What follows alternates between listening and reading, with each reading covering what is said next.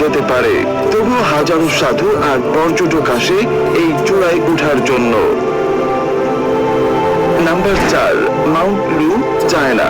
এখানে প্রায় দেখা যায় হালকা বজ্রপাত, কুয়াশা আর হঠাৎ বাতাসের ঝাপটা। এর ঢালু পাহাড়ের দুর্ঘটনার ইতিহাস অনেক পুরনো। মাউন্ট লু এর সৌন্দর্যের পাশাপাশি এটাও বলা হয় এখানে প্রকৃতি নিজেই আপনাকে পরীক্ষা নেয়। Number 5, Yungang grottoes, China. চীনের অন্যতম ঐতিহাসিক বৌদ্ধ গুহা, যেখানে বিশাল বিশাল পাথরের মূর্তি কাটা হয়েছে পাহাড়ের গায়ে। কিন্তু এই জায়গায় প্রতি বছর ভূমিধস আর পাথর ভেঙে পড়ার ঘটনা ঘটে।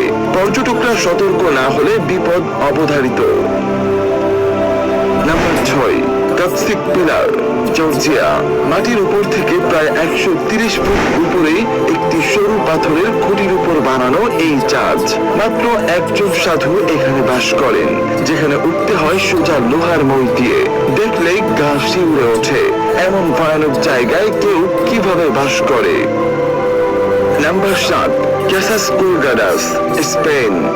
হ্যাঙ্গিং হাউজেস নামে পরিচিত এই বাড়িগুলো তৈরি হয়েছে খাড়া পাহাড়ের কিনারায়। যে কোনো সময় ধসে পড়ার আশঙ্কা, তবুও এগুলো পর্যটকদের জন্য খুলে রাখা হয়। এখানে দাঁড়ালে নিচে তাকাতে ভয় লাগে। Number 8, hanging monastery, China. মাঝ আকাশে ঝুলে থাকা এক পূর্ণাঙ্গ মঠ, যা প্রায় 1500 বছর পুরানো।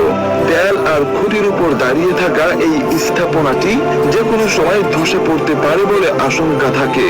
তবুও মানুষ যায়, কারণ একবার দেখলে মনে হয় এটা মানুষের নয়, দেবতার তৈরি। Number 9, মিটিওরা, Greece. আকাশ ছোঁয়া পাথরের উপর বানানো বিশাল মঠ। এখানকার যাত্রা যেন এক প্রকার আধ্যাত্মিক চ্যালেঞ্জ। উঠতে হয় খারাপ পাহাড়ে রশি দিয়ে, ঝুঁকি ছাড়া কিছুই নেই। একসময় সন্ন্যাসীরা এখানে লুকিয়ে থাকতো। আস্থা পর্যটকদের জন্য ভয়াবহ অ্যাডভেঞ্চার। নাম্বার 10, সুমেরা মনাস্টারি, তুর্কি। সমুদ্র পৃষ্ঠ থেকে 1200 মিটার উপরে খাড়া পাহাড়ের গায়ে বানানো এই মঠ দেখতে যেমন সুন্দর, যেতে তেমনই ভয়ানক। পথ সরু, ঢালু আর চারিদিকে শুধু খাদ। একটু ভুল করলেই নিচে পড়ে মৃত্যু